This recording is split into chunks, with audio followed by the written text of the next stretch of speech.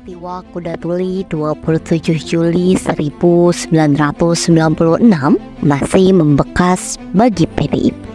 Meski tak menyimpan dendam, Partai Banteng Merah itu menegaskan tak akan pernah lupa kekerasan yang terjadi saat itu.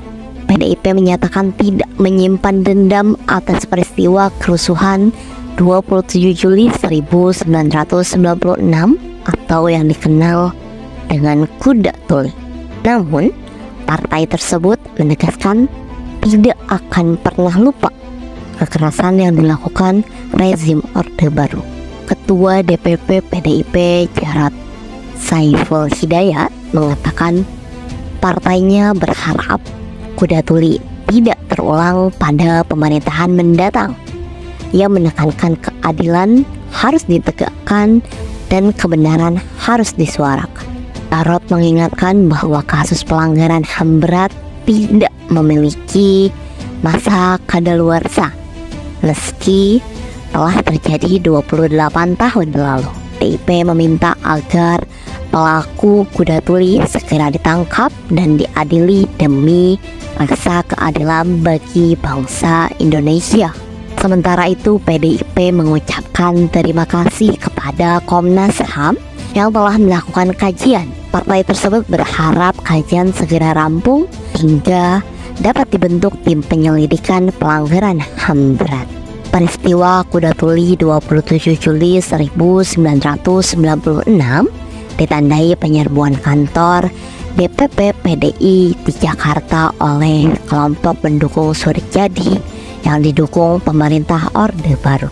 Menurut catatan Amnesty International, ratusan orang ditangkap, puluhan luka-luka, dan beberapa orang tewas dalam peristiwa tersebut. Pada video kali ini dijelaskan mengenai analisis kode etik jurnalistik dan relevansinya, berikut dasar hukum dan perspektif dari sisi etika hukum media, peran Gen Z, tips and trik, pesan moral, saran dan kritik, berikut kesimpulan dan diskusinya.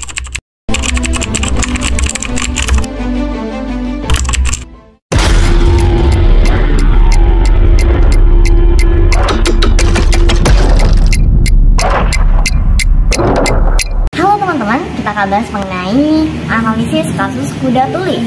Yang pertama kita akan bahas mengenai kode etik jurnalistik dalam kasus ini dan relevansinya oleh Sri Wahyuningsi. Dipersilahkan.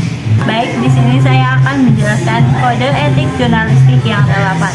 Dalam meninjau kasus ini ada beberapa kode etik jurnalistik di Indonesia yang relevan, antara lain yang pertama itu ada pasal 1.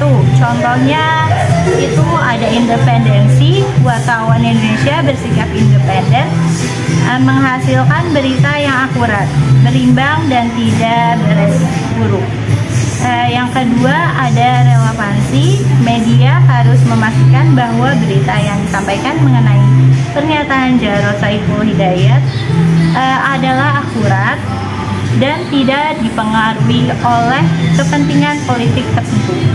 Yang kedua ada pasal 3, contohnya yaitu tidak beretika buruk.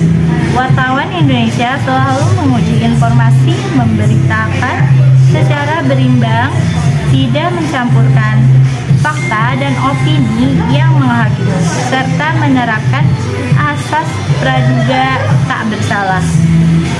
Dan ada contohnya lagi relevansi. Relevansi ini pelaporan mengenai peristiwa Kuda Tuli dan pernyataan Jarod harus berimbang, tidak menyudutkan pihak tertentu dan tidak mencampur adukan fakta yang dengan opini yang menghakimi.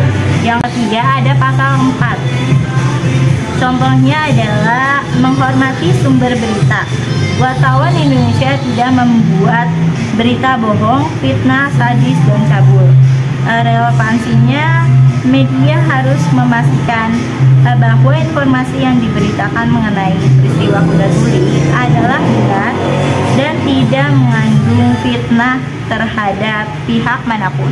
Baik, selanjutnya mengenai dasar hukum oleh Habib Qudsi. Ada dasar hukum yang pertama itu Undang-Undang Nomor 40 Tahun 1919 tentang mengatur kebebasan pers, tanggung jawab pers, dan hak-hak wartawan.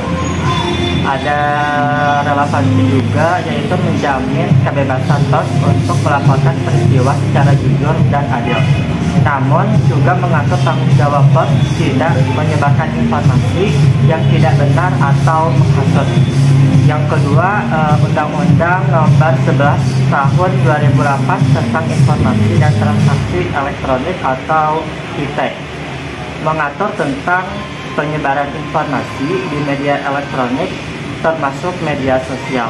Lalu ada relevansi juga, media dan individu itu harus berhati-hati dalam menyebarkan informasi terkait peristiwa kuda tuli di media sosial untuk menghindari penyebaran informasi yang tidak benar atau provokatif.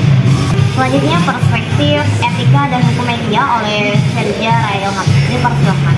Selanjutnya itu ada perspektif etika dan hukum media. Perspektif etika, pelaporan tentang pernyataan Jarod dan peristiwa kuda tuli harus mendapatkan integritas, kejujuran, dan tanggung jawab sosial. Media harus memastikan bahwa informasi yang disampaikan tidak menimbulkan kebencian atau konflik baru. Yang selanjutnya yaitu dari perspektif hukum, yang dimana media harus mematuhi aturan yang ada termasuk Undang-Undang Pers dan Undang-Undang ITE untuk menghindari penyebaran informasi yang salah atau provokatif yang dapat menimbulkan konsekuensi hukum. Selanjutnya kita akan bahas mengenai peran Gen Z dalam kasus ini. Berikut tips and trik, pesan moral, dan saran kritik oleh Nur Fitrian. Dipersilakan. Baik, selanjutnya adalah peran Gen Z dalam kasus ini. Sebagai generasi Z yang aktif di media sosial, ada beberapa hal yang bisa dilakukan.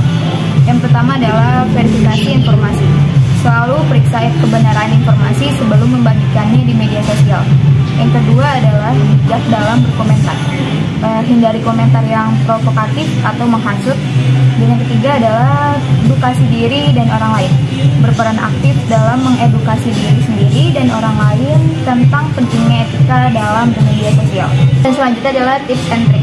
Yang pertama adalah kritis dalam berita. Jangan mudah percaya dengan informasi yang belum terverifikasi. Yang kedua adalah sharing sebelum sharing. Pastikan informasi yang dibagikan adalah akurat dan tidak menimbulkan provokasi. Dan yang ketiga adalah gunakan bahasa yang santun. Dalam berdiskusi di media sosial, gunakan bahasa yang sopan dan menghormati pendapat orang lain. Selanjutnya adalah pesan dan pesan moral. Kejujuran dan integritas adalah kunci dalam bermedia. Baik sebagai wartawan maupun sebagai pengguna media sosial, pentingnya menjaga etika dan tanggung jawab sosial dalam setiap informasi yang kita bagikan. Baik, selanjutnya adalah kesimpulan. Kasus ini menekankan pentingnya menjaga integritas dan tanggung jawab nih teman-teman. Dalam apa? Dalam pelaporan berita. Kode etik jurnalistik dan dasar-dasar hukum seperti Undang-Undang Pers dan Undang-Undang ITE memberikan panduan yang jelas untuk memastikan bahwa informasi yang disampaikan kepada publik adalah akurat dan tidak menimbulkan konflik ya teman-teman. Generasi Z atau Gen Z memiliki peran penting dalam menjaga etika bermedia sosial dengan memverifikasi informasi dan berkomunikasi dengan bijak. So, beberapa informasi yang dapat kami sampaikan semoga bermanfaat. Kurang dan lebih memanfaatkan. Selanjutnya kita akan menampilkan video diskusi kita. 27 Juli 1996, sebuah peristiwa menggemparkan terjadi di Jakarta. Peristiwa yang kemudian dikenal sebagai kuda tuli atau kerusuhan 27 Juli. Hari ini kita akan menggali lebih dalam tentang peristiwa ini, dampaknya, dan apa yang bisa kita pelajari sebagai generasi muda Indonesia. Kuda tuli terjadi konteks politik yang sangat tegang di masa Orde Baru. PDI yang saat itu dipimpin oleh Megawati Soekarno Putri dan menjadi sasaran intervensi pemerintah. Saya masih ingat jelas hari itu. Suasana sangat mencekam. Kami yang berada di dalam kantor DPI tiba-tiba diserang. Jadi, kuda tuli bukan hanya peristiwa politik, tapi juga pelanggaran HAM yang berat hingga saat ini. Jadi, kasus ini belum selesai. Sebagai generasi yang lahir setelah peristiwa ini, penting bagi kami untuk memahami sejarah. Kuda tuli mengajarkan kita betapa berharganya demokrasi. Baik, apa yang bisa kita pelajari dari kuda tuli? kita harus selalu waspada terhadap penyalahgunaan kekuasaan. Penegakan hukum dan HAM harus selalu menjadi prioritas. Sebagai generasi muda, kita punya tanggung jawab untuk menghasilkan sejarah kaum kita. Jangan pernah lupa, tapi juga jangan pernah dendam menguasai. Kita harus belajar dan move on ke depan. Baik, teman-teman semua, kuda tuli mungkin peristiwa masa lalu nih teman-teman, tapi pelajarannya relevan hingga hari ini. Mari kita jadikan ini sebagai pengingat pentingnya demokrasi nih teman-teman. Keadilan dan penghormatan terhadap hak asasi manusia. Sebagai generasi penerus bangsa, tugas kita lah untuk memastikan Indonesia terus melangkah ke arah yang lebih baik. Video kali ini bertujuan untuk memenuhi tugas akhir semester mata kuliah Etika dan Hukum Media. Saya Fitriani dengan NIM 01223265 sebagai mahasiswa audiensi. Saya Afifudin dengan NIM 03222315 sebagai sejarawan. Saya Fajar Ilham dengan NIM 01223144 sebagai aktivis HAM atau Hak Asasi Manusia. Saya Sri Wahyuningsi dengan NIM 01222288 sebagai saksi peristiwa. Dan saya Jenita Putahaya